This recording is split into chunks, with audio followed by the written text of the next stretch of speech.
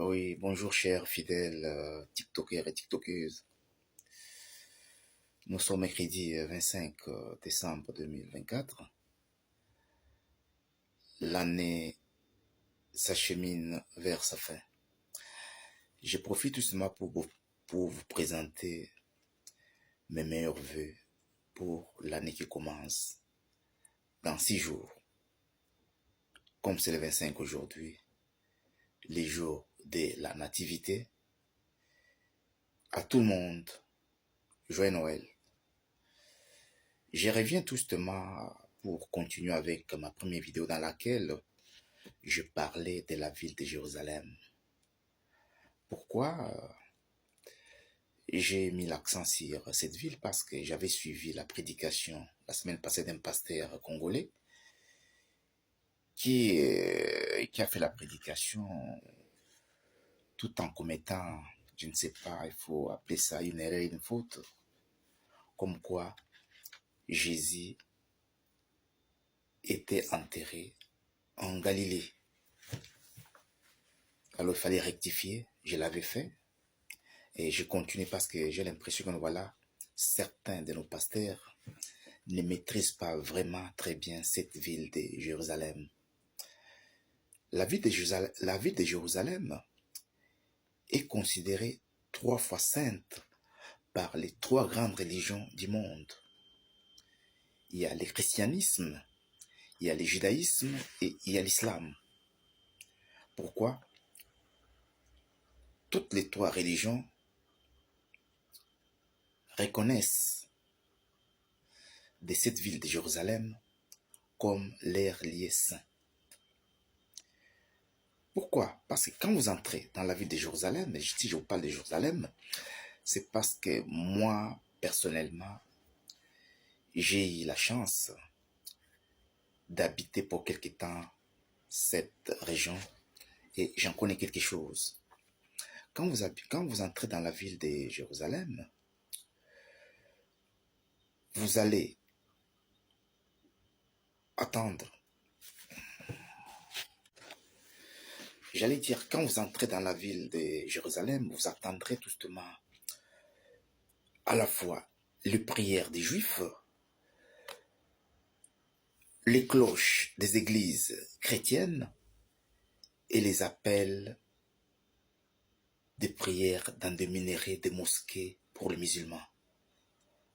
Voilà pourquoi toutes ces 3 religions se reconnaissent à la ville de Jérusalem.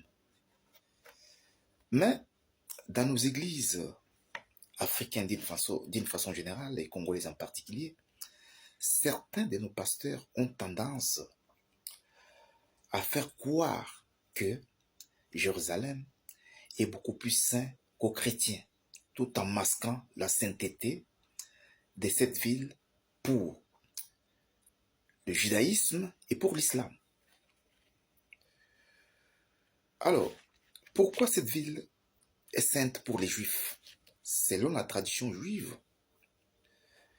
le monde, Dieu a créé le monde à partir de Jérusalem. Ça, c'est selon les croyances juives. Par contre, pour les chrétiens, Jésus est mort et ressuscité dans cette ville. Voilà pourquoi elle est sainte. Et pour les musulmans, les prophètes Mahomet avaient fait un voyage nocturne et ensuite il serait monté au ciel pour rencontrer Dieu et descendu sur terre pour achever sa mission. Voilà pourquoi cette ville est considérée aussi sainte pour l'islam. Alors, cette ville n'est pas seulement habitée par des juifs. Il y a cohabitation, c'est-à-dire dans la ville de Jérusalem, vous allez trouver et les juifs, et les chrétiens, et les musulmans. C'est vrai, la cohabitation n'est pas toujours pacifique, mais ces 3 peuples, ces 3 religions, j'allais dire, cohabitent. Par exemple, quand vous arrivez à Jérusalem, les indications des rites sont écrites en plusieurs langues. vous avez l'hébreu, l'arabe et le latin. Je donne un exemple. Il y a une rue qui s'appelle Via della Rosa. Ça, c'est en latin ou bien en italien. Via della Rosa, c'est-à-dire la rue de la rose. Selon les chrétiens, c'est cette rue qu'aurait emprunté Jésus-Christ avec sa croix sur ses épaules pour aller être sacrifié. Crucifié, j'allais dire. Pour être crucifié. Alors, à Jérusalem, vous trouverez beaucoup de places historiques. Je prends l'exemple de ce qu'on appelle l'esplanade des mosquées. L'esplanade des mosquées, c'est quoi?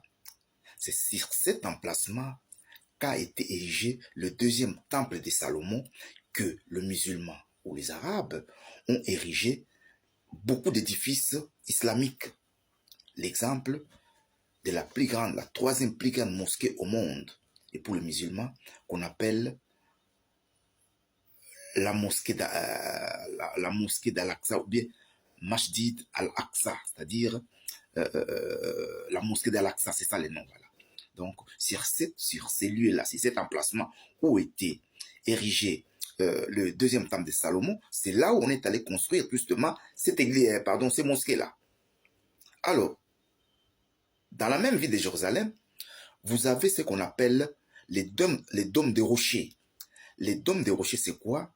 C'est un emplacement où, selon les juifs et les chrétiens, la place où Abraham a voulu s'apprêter, à sacrifier son fils. Il y a aussi des lieux ou une place qu'on appelle mur de lamentation. Le mur de lamentation, c'est quoi? Justement, après la destruction du deuxième temple de Salomon par les Romains, parce que c'est les Romains qui ont détruit le deuxième temple de Salomon. Le premier temple de Salomon a été détruit par des Babyloniens, mais le deuxième temple a été détruit par les Romains. C'était dans l'année 70 de notre ère. Alors, en détruisant tout cela, parce que le temple a été détruit complètement. Mais curieusement, il y a seulement un seul mur qui a résisté tout justement à cette destruction. Ce qu'on appelle mur de lamentation. Alors, pour les Juifs, le mur de lamentation, c'est leur lieu saint, leur lieu sacré. C'est là où les Juifs partent prier, les Juifs à travers le monde.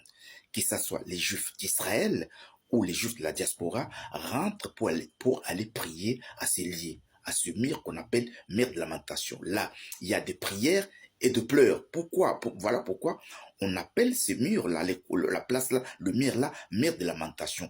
Ils partent faire de prière et pleurer en même temps. Pleurer pourquoi? Parce que selon les Juifs, c'est dans ces temples, c'est dans les temples de Salomon que Moïse a récit les tables des lois que les Juifs devaient mettre en application. Alors, ils prient et pleurent la destruction de leur temple. Il n'y a pas seulement ça. Il y a aussi l'église des Saint-Sépulcres.